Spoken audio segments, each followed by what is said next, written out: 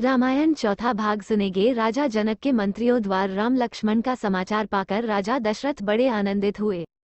धनुर्भव की बात सुनकर तो उनके आनंद का ठिकाना न रहा। महल में जाकर उन्होंने सब समाचार रानियों को सुनाए। रानियां भी फूली न समाई। उन्होंने ब्राह्मणों को दान दक्षिणा दी। गुरु वशिष्ठ की आज्ञा लेकर राजा दशरथ बारात की तैयार कराने लगे। हाथी, घोड़े और रथ सभी सजने लगे। छैल छबीले सवार घोड़े नाचने लगे। गुरु वशिष्ठ और राजा दशरथ दिव्य रथों में बैठे चतुरंगिनी सेना के साथ बारात चल पड़ी और 5वें दिन मिथिला जा पहुंची। राजा जनक ने नगर के बाहर आकर बारात का स्वागत किया और भली भांति सजाए गए जनवासे में सबको ले जाकर यथायोग्य ठहराया। विश्वामित्र को जब राजा दशरथ के आने का समाचार मिला तब दोनों राजकुमारों को लेकर वे जनवासे पहुंचे। राम लक्ष्मण ने पिता के चरणों में प्रणाम किया। राजा दशरथ ने विश्वामित्र के चरण छुए और कहा, मुनिवा, आपकी कृपा से ही शुभ दिन मुझे देखने को मिला है। राजा जनक की सारी नगरी जगमग जगमग कर रही थी। एक एक घर, एक एक द्वार वंदनवारों से सजा था। चारों ओर मंगल गीत सुनाई दे रहे थे। राजमार्ग और राजमहल में दर्शकों की अपार भीड़ थी। विवाह मंडप मणियों और हीरों के फूल पत्तों से सजा था। मणियों के बने भौरे और तरह तरह के पक्षी विवाह मंडप पर जड़े थे, जो हवा चलने से गूंजते कूजते थे। चारों राजकुमारों को लेकर गुरु वशिष्ठ के साथ महाराज दशरथ विवाह मंडप में पधारे। बहुमूल्य वस्त्रों और आभूषणों से सुसज्जित चारों राजकुमारियों को लेकर राजा जनक भी मंडप में आए।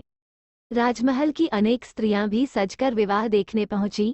राजा जनक सीता को दिखाकर महाराज दशरथ से बोले, राजन, यह मेरी बड़ी बेटी सीता है जो मुझे हल चलाते समय पृथ्वी से मिली थी। आपके वीर पुत्र श्री राम ने मेरा प्रण पूरा कर इसे वरण करने का अधिकार प्राप्त किया है।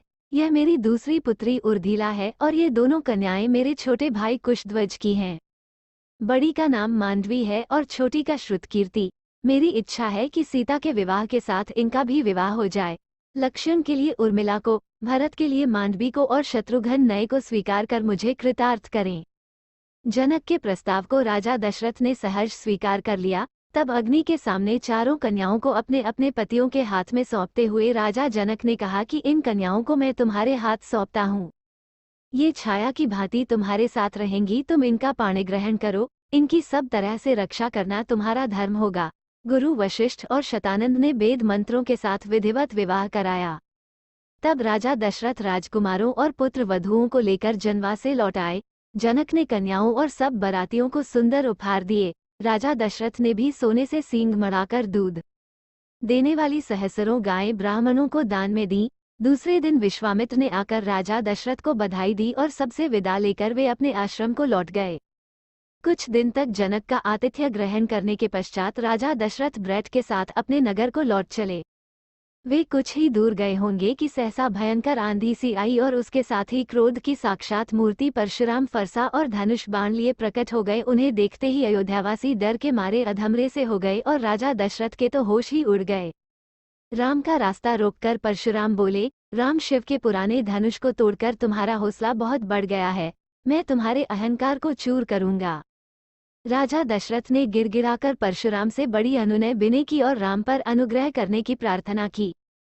परशुराम ने दशरथ की बात सुनी अनसुनी कर दी और राम से फिर बोले, मेरे इस धनुष को चढ़ाओ। यदि न चढ़ा सके तो तुम तत्काल मेरे फरसे का आहार बनोगे। ये सुनते ही राजा दशरथ तो बेसुध होकर गिर पड़े। मनस्वी राम निर्भीकता से बोले, मेरा रूप आप देखना चाहते हैं तो देखें। उन्होंने परशुराम के धनुष बाण लेकर प्रत्यंचा चढ़ा दी और धनुष पर बाण रखकर बोले, मैं इस बाण से आपकी तपस्या का समस्त प्रभाव अभी नष्ट करता हूँ और भनारघात से आकाश में विचरण करने की शक्ति भी नष्ट करता हूँ। परशुराम हतप्रभ हो गए। उन्होंने राम की स्तुति की और आशीर्वाद दिए और यह प्रार्थना की कि तप का फल भले ही नष्ट कर दें, परंतु मनोगति नष्ट न करें, जिससे मैं महेंद्र पर्वत पर लौट सकूं।